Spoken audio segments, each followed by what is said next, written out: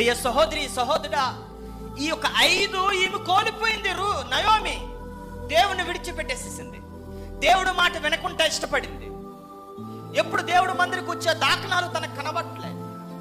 ఐక్యత లేదు, దేవుని బిడ్డలతో సంబంధం లేదు. వారికి ఎక్కడో బెత్లెహేము ఉంది, బెత్లెహేముని విడిచిపెట్టి మోయాబుకి వెళ్ళిపోయింది.